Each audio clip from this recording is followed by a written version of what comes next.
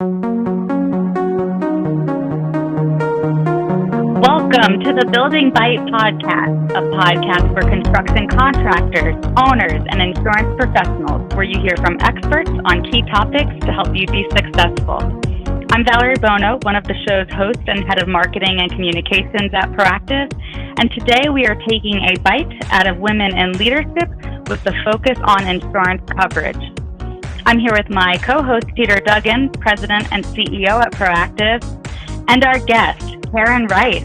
Karen is Vice President, Head of Construction Claims of North America at AXA XL. Karen, how are you doing today? I'm doing great, thanks. I certainly cannot complain. I just celebrated my 10th anniversary of being here at AXA XL, which is great. I love working here, so very happy to still be here after 10 years. My daughter just got married last month to an amazing person who I adore. My son graduated from college, so there's a lot, and he's actually happily involved with a wonderful woman as well. So a lot to be thankful for, and the next thing I hope for is grandkids in my relatively near future, so things are good. Oh, that's wonderful. Congratulations on so many fronts. That's so exciting. Good, thanks. Yeah, thank you for being with us. Peter, how are you doing? I'm doing great, and it's so good to hear the thankfulness coming out of Karen's mouth. I think it's a great time to be thankful, and I'll share one of mine. My daughter also got her first job coming out of college, and we just helped move her in to her first apartment in Brooklyn. So I, too, am very thankful for that. Oh, that's wonderful. Wow, lots of good news all around. So today's episode, we're going to take a look at our topic before we dive into it a little bit deeper. But on today's episode, we're looking at a case study in advancing from coverage expert to construction claims leader of North America. That's incredible. So, Karen, this is going to be a wonderful episode, and we're so fortunate to have someone like yourself on this show with us. You oversee so many lines of coverage, and we just love if you could share with our listeners a little bit more about the role you're in now and talk about the path, how you got to where you are today. All right, well, thanks for having me. It's surprising to me that people want to hear from me, but I appreciate you asking. My current role, as you suggested, is I'm the head of construction claims for, it's now what, every time we actually have a purchase, now we're AXA XL, it's the Americas. So I'm the head of construction claims for the Americas. I have a support role I support Gary Kaplan, who is the Chief Underwriting Officer of all of construction. He's been there for 11 years, about a year longer than I have. And for all his lines of business, he created a vertical in construction back when he started here. And so there's the primary casualty, which consists of general liability, auto, and workers' comp. There's excess, which is excess over the GL and auto coverages. There's construction, professional, and pollution, which is mainly for our design build contractors who have some design and professional exposure along with some environmental exposure. There is the builder's risk, which is the first party cover that is during the course of construction where those exposures happen. And then finally, there's subcontractor default insurance. That's the vertical Gary created. I also came on board to oversee everything construction defect. That was my background primarily before I got here. And so I support all other lines of business that write contractors that might have CD and home builders, construction defect exposures. And when I first started here 10 years ago, there weren't a whole lot of claims under Gary's group, but there were a lot of construction defect claims in that big national home builder group that we continue to insure. Read the policies from 2004 through about 2012. So it's running off, but still plenty of work there.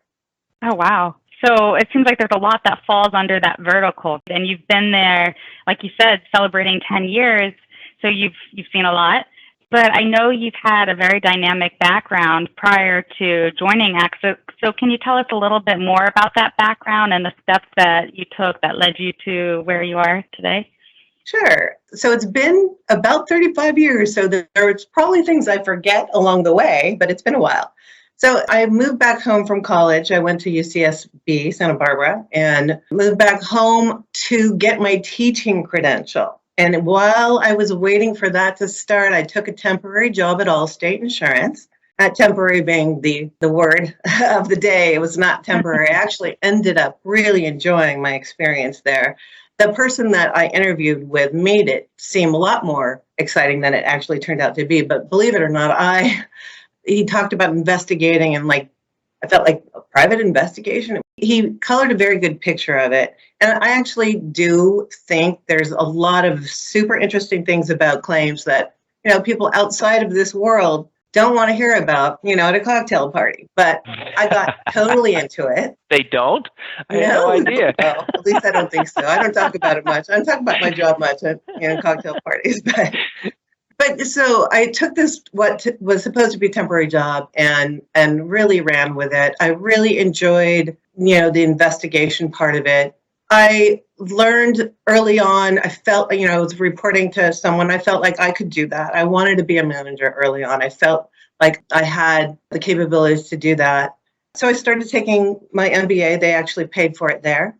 And I am a relatively impatient person, patience is not one of my virtues, and I didn't move up fast enough. So I actually followed a friend who went to Cigna, or ultimately went to ACE, and now it's known as Chubb, but it was Cigna at the time, Cigna Property Casualty. And I followed my friend and went to the general liability division. There I blossomed. I found out I really liked that coverage. I really understood the policy well. I had an affinity toward that contract and the coverage. And it was really fulfilling, actually, to have that experience. So very fortunate that I got that experience. Ultimately, I was voluntold. I didn't know anything about construction defect, but because I was good at coverage, I was basically placed into this construction defect group that they created. I think Cigna was one of the first companies that actually had a dedicated construction defect team. They had a lot of contractors and home builders that they insured, at least in Southern California. And at that time, it was a regional claims business. So they didn't write them everywhere, but defect was growing in Southern California. That's where it was born because of the attorneys here. So I knew and understood a lot about CD. I worked in it. I was good at coverage. I ultimately joined the Construction Defect Claim Manager Association, which was a really good step for me to do. It was a bunch of other people like me, supervisors and managers from different companies. So for like the Zurichs and the AIGs and the Travelers, and at the time Safeco, American States, CNA, we all had something in common: the new CD and what angst it was giving us, the coverages and our problems. So it was a really good organization. I ultimately became president of that. And my enthusiasm and ultimate completion, because that company also paid to finish my MBA. So that enthusiasm about CD, about coverage, about handling claims, I think led to my next step into supervision there. I was recognized as someone who knew what I was doing in that. So I became a supervising specialist. I handled claims still, so really had my pulse on what was going on, but also was just super involved in a lot of outside activities that I think helped me through my progression, because then I was asked to be on the Speakers and Topics Committee. In fact, head up the Speakers and Topics Committee for the predominant, the one that started basically the conferences for construction defect. West Coast Casualty now has 1,500 people, and it's usually in California. But I was asked to participate in that, and I think because of that, there was a lot of publicity around that.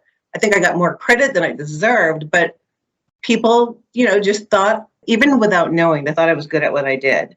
So it gave me confidence. I was asked to speak at a lot of places, so people knew who I was.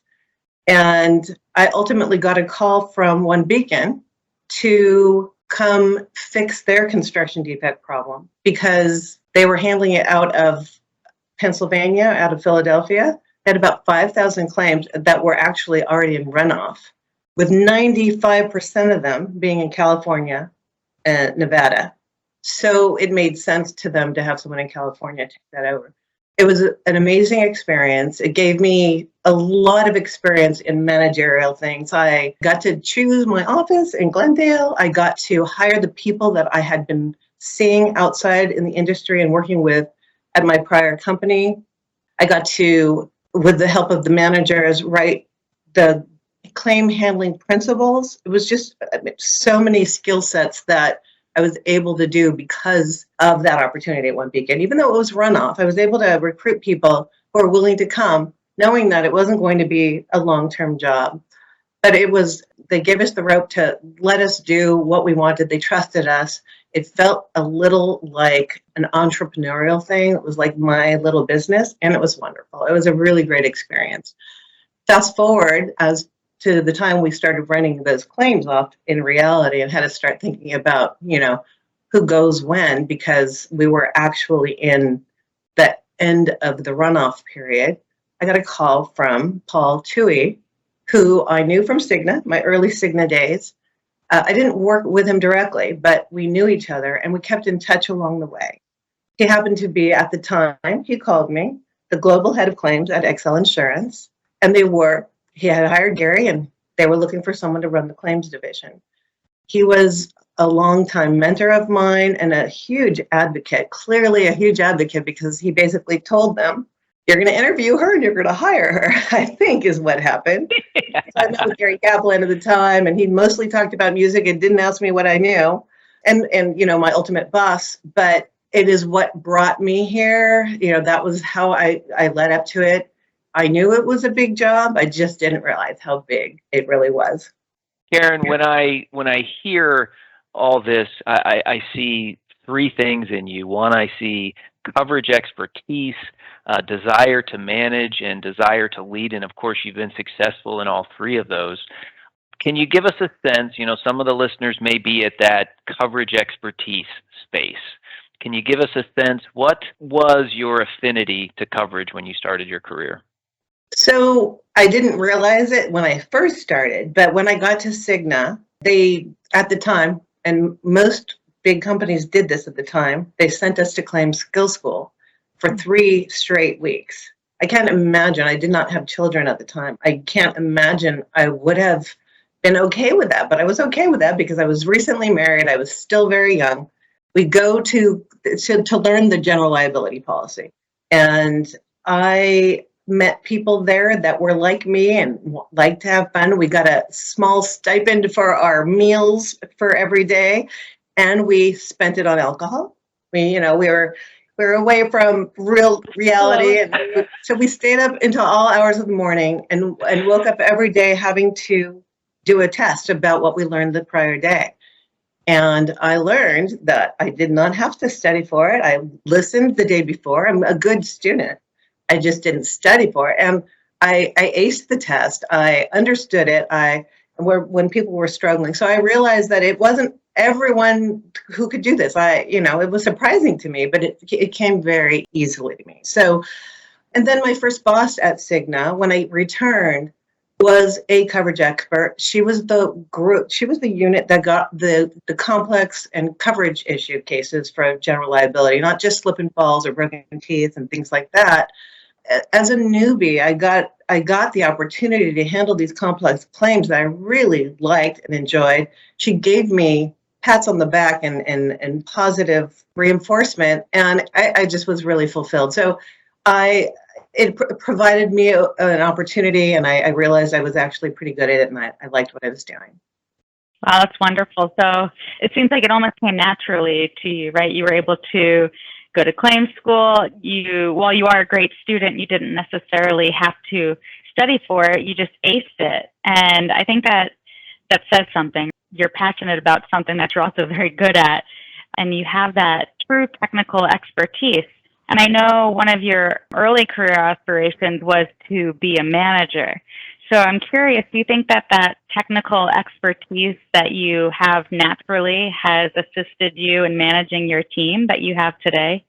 Absolutely. I mean, I wouldn't be here now if I didn't get that first supervisory job. And that absolutely is especially for a direct supervisor, you have to have the technical expertise as a supervisor in matters that require coverage letters, and which construction defect does, and a whole bunch of other construction lines that I've learned since then, that absolutely was the reason I was noticed and thought of for that position generally. And it also assists, in the next level as manager and as a leader. But as you move up it, you do have to realize that you're not going to know everything. I'm not a technical expert in a lot of things and have to rely on other people. But absolutely, it had a lot to do with it.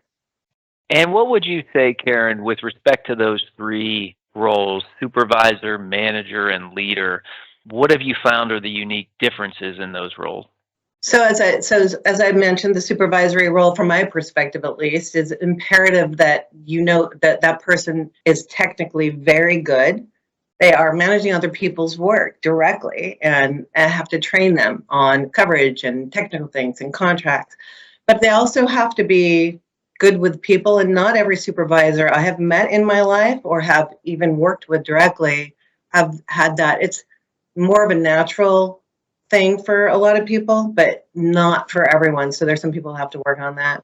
But so moving up to manager, so there are maybe a few supervisors reporting to that person. So giving a little control at that point, still being pretty involved in the technical, but relying on the people that you've hired to know what to do. And then ultimately, as a leader, it's a bigger picture, more a strategic position, specifically and especially where, you can't get involved in the nitty-gritty. You have to learn to give up control, especially, and not get into the details of each and every claim, but understand what's going on with the big picture. And that's why data analytics is a big part of the leadership piece of it. So I think those are the differences. Yeah, that's really interesting. And I'm sitting here thinking, you're the head of construction claims of North America for AXA XL. And to me, that's like, wow, there's so much there, right? There's so many lines of coverage under your vertical. And I'm sitting here thinking, what does the day in the life of Karen Rice look like? So would you be able to give us the inside scoop of what that day may include?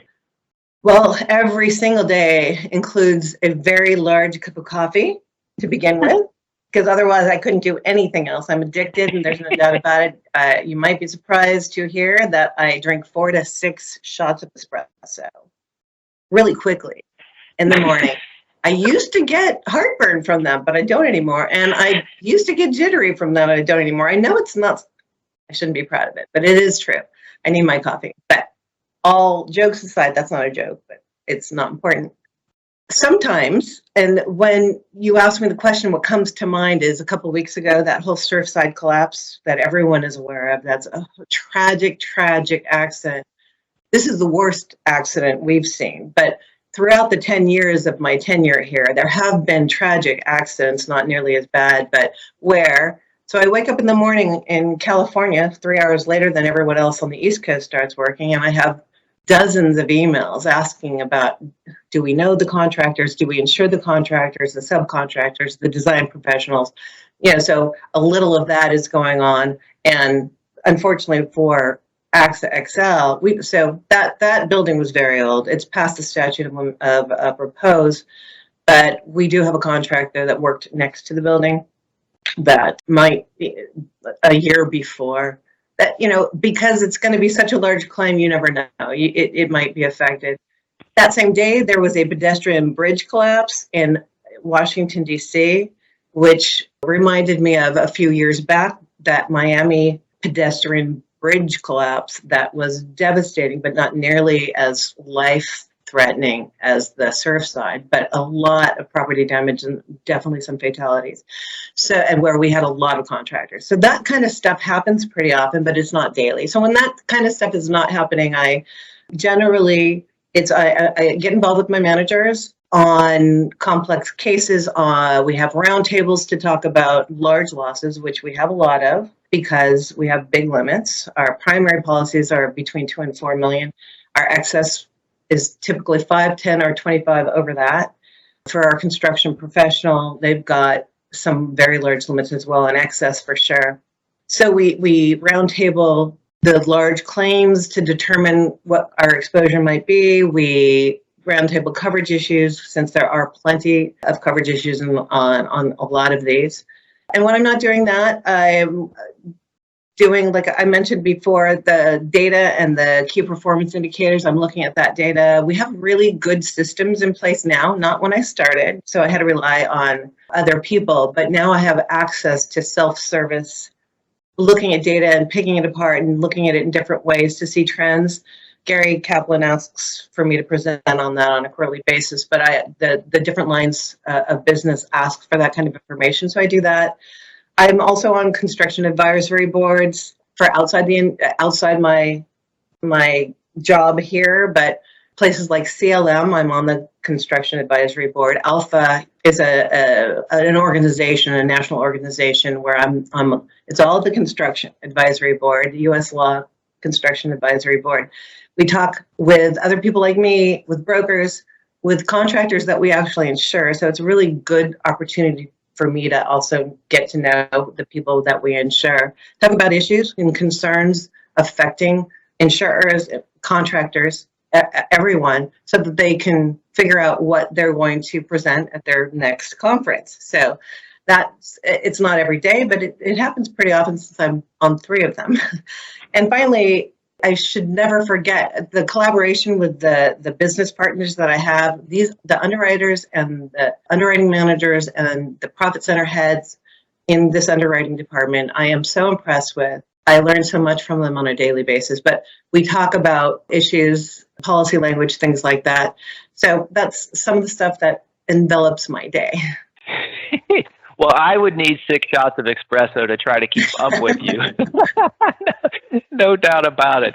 There are a couple of things, Karen, I'd like to talk a little bit more about. So you mentioned the roundtables, right? And talking with your team, and you mentioned the collaboration, even outside of claims, into underwriting and risk engineering. One of the things I've been very impressed with AXA XL is your focus on the customer and making sure that they get a consistent experience no matter what policy line they're in. I'm really curious, can you tell us a little bit about what you do and how you work to achieve that consistent experience? Yeah, so I mentioned the multiple lines many times. One claim coming in, especially on those collapses that I talked about, depending on what happened and who was potentially at fault, can involve more than one line. It could be just one line it always typically involves more than one line. But at AXA, because we have this vertical and we have a lot of multi-line accounts, it likely will hit more than one claim person. And so the construction claims team must understand, everyone on that team in all of the different lines of business must at least basically understand what the other coverages are, so that they know if a claim comes in, and even if it's not a multi-line claim within AXA XL, they know where they also might seek coverage outside of the organization. So they need to know how coverage can overlap. Many of the carriers that are out there, if not most, handle these claims in silos. So they have a primary casualty team, they have an excess team, they have a construction professional team, but they don't talk to each other and they don't have these meetings that we do. We have training for everyone to learn and understand the other's line of business, and they all know each other, so that if they have a question, they can pick up the phone and call them, so that they really could, even if they had a question, let's say we don't have the builder's risk, but someone else does, everyone knows Maureen, who manages our builder's risk claims. Pick up the phone, ask her, is this something that you think would be covered? And if it's so, then we want to make sure that the builder's risk carrier is tendered to. So it's not being in a silo. That makes it a smoother experience for the customer, I think. And can you give us an example of let's say a multi-line customer who had a claim under more than one insurance policy and how that plan came to action? Sure. We have a lot of them, and we're getting better and better at it, because a few years ago we didn't have any, or at least we weren't aware of it. But there are a lot of claims that come in that hit both the subcontractor default insurance policy, where our general contractor retained many of subs, these are big, we insure big players. So the subcontractor default, it could be a number of things. It could be that sub is going out of business, that sub is slow and can't complete the project. It's whatever the contract says, and if they breach it, that's a subcontractor potential default. Interestingly enough, the rectification coverage under the construction professional policy is similar. It can be. So the rectification is a first-party coverage under the construction professional policy, where in this situation, the general contractor is being targeted by the owner because of something the subcontractor did or did not do, would not complete the project, whatever, or did something wrong. Maybe it was during construction and they missed something completely in the specs. So the rectification cover is to rectify in order to avoid a construction professional claim. Ultimately, this insured tendered to both the SDI and the rectification policy, where the two handlers knew each other existed, coordinated, had, some things were covered on one policy and some things were covered on another policy. And generally that's really helpful so that there's as few voids as possible for that insured. And as you know, Peter, they also retain the same expert or consultant, which was proactive in this particular case, who can coordinate and understands both coverages so that they can coordinate. It costs a little less for us to do versus hiring two different ones, which we would do generally and normally, to coordinate what kind of information the client needs to send to us, communicates with the project directly, and gets us what we need and gets it from those project managers and so that we can give a timely payment. And I think that whole claim worked out really well. Yeah, wow, that's really fascinating, and everything is just so dynamic and intertwined, but different all at the same time, right? No 2 days in the life of Karen are equal, right? It seems like you're doing something different every day. So with that in mind, what keeps you up professionally at night? I'm sure there's a lot. Well, I have to admit, not as much as there used to be. And I actually thought about this during the pandemic. I've been able to actually catch up. Not entirely, but so much more than I ever was before, because I'm not traveling, because I'm not driving into the office every day.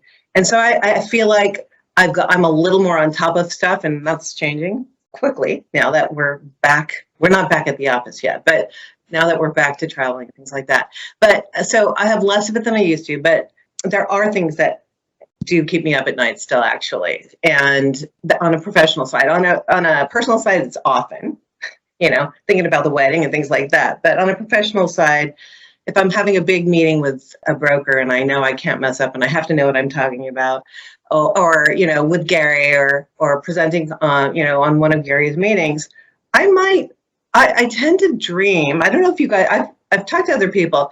I dream about things like I go into work without my shoes on. And things like that, and it freaks me out. I've looked it up, that is like you're not prepared. You're not prepared. And other things like you forgot to put your shirt on and things like that. I have dreams like that all the time. So while I might not wake up, it does tend to wreck my sleep a little bit. So I'll have to send you. I actually have a dream book, and it tells you the secrets. What do your dreams mean? And it's pretty wild. Like if you lose your teeth, it means one thing. If right, I don't know. Yeah, Very fascinating. I've looked it up. I've looked at a whole bunch of things because I have some recurring dreams. But the shoes are often. Yeah, and it is usually I'm not prepared, unfortunately. Oh. Oh my gosh. Well, fantastic. So if you've probably heard on our podcast, we love to give our audience 3 takeaways. So with regards to becoming a leader, what would your 3 takeaways be for our listeners?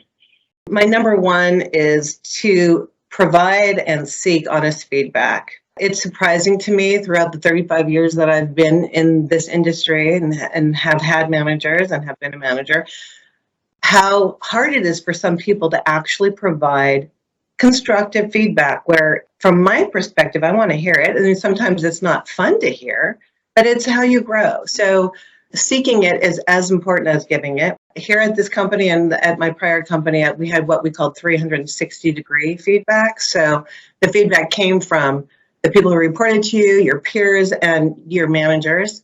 And sometimes it's hard to take, but it's usually right and spot on. And I've always learned something from that. So the second thing is, from a leader's standpoint, is to hire the best people. Obviously, I mean, that's obvious. Surround yourself with smarter people than you are, people who know more than you do, and then empower them to do the job. That's super important. The empowerment part is also, you're going to lose good people if you don't empower them to get the job done. And the final thing, I mean, there's a lot, but I think the final thing I would suggest is to keep learning and enjoy yourself while you're doing it. So Gary Kaplan has a lot of meetings that he always inserts something fun into it. He always starts meetings with internal and external people talking about your favorite, concert that you've ever been to, things like that. It keeps it entertaining, and keep learning and having fun. It's really important. Those are great tips. I'm going to log all three of those away. And Karen, as we start to wrap this up, we like to do a few rapid fire questions. Valerie's got a few. I've got a few. Are you ready? I guess so. Would you like a shot of espresso before we... I had 6 already today. So thank you. All right, I'll take the first one. So Karen, what is your biggest challenge at work right now? So I thought about that. There's a lot of challenges, but being at this company, it just makes it so much better to deal with. But I am concerned about, now that everything's coming back to at least the new norm, we've gotten used to working from home, and we're getting it done. We're doing well at it. I'm afraid that people will not want to come back to the office. We're talking about coming back into the office probably by September latest. And I know people are not going to want to. I think it's super important to be able to collaborate face-to-face. This whole Teams and Zoom stuff has been great, but it's really important to have that one-on-one or a group interaction, sitting next to someone and asking them a question. I mean, you're not going to typically pick up a phone and if you're struggling with something. So I hope I'm wrong, but I think there's going to be a struggle getting people back in. Okay, I'll go with the second one. In what areas of your professional life are you still growing? Well, I think I said this before. I am learning so much every day at this place. Complex stuff going on here. Coverage counsel on a lot of cases, things that I didn't know. It's national. So you got to know so much about the various jurisdictions and things like that. The file handlers, the supervisors, the managers have to know more than I do, and I have to rely on them. But I am learning every day. And like I mentioned, the underwriters, they are so smart. I collaborate with internal people. And I used to think, when I was that supervisor during however many years ago, on a construction defect book of business, simply a construction defect book of business for mostly residential, I thought I knew everything. I knew everything. Now I know I don't know hardly anything, and I continue to learn it on a day-to-day basis. Well, that's great. It's so exciting and refreshing to hear, right? You're being challenged every day, and you're getting the opportunity to continue to learn, which is something that you've said you're passionate about. That's wonderful. So outside of your passion for espresso, which was a fun fact that we learned about you, what do you think would be something that our listeners would be surprised to hear about you? That's a question that's always hard for me. But and the first thing that comes to mind is the whole introvert thing. But I have seen other podcasts, and everyone says that. So it's amazing how everyone seems to be an introvert. So I'm not going to say that, even though I just did. Oops. What some people, not everyone, but a lot of people don't know about me is that I am a card-carrying member of the grammar police. So be careful when you write me a text or when you send me an email, and you put an apostrophe where it doesn't belong or miss one where it does and other things like that. I internally cringe. If I don't know you, I might not tell you. Some people know, and I tell them, but most people don't. So that is something that people might not know about me. That is such a good thing to log away, because people are oftentimes very careless with text, and I pick up on that as well. I'm a little looser, like I don't mind a colon versus a semicolon, but right. For those that are really focused, like that could be tough. It's not a good trait. My husband doesn't like it. Well, I think there's so much, Karen, that young women have to look up to you. And so I want to ask for an action item. If I'm a young woman out there and I want to grow from supervisor to manager to leader, what would you say? I really recommend that you do this. What would be that action item? And I've heard other people's responses on this as well. I honestly, for me, I'd say don't hold yourself back. For me, no one else held me back. I wasn't held back because I'm a woman or whatever. I held myself back. Had I had the opportunity, if I saw the job I have right now posted and I needed the job, I may not have gone for it because I didn't have the requisite experience. I've heard the difference between men and women. Men will apply for a job every single day if they have half of the qualifications.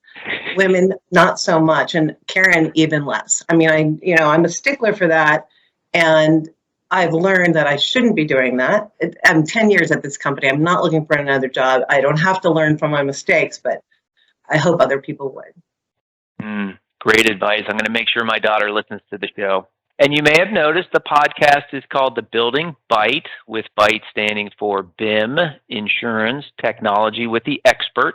And you're the expert today. Would like to know, though, what are you going to be taking a bite out of today?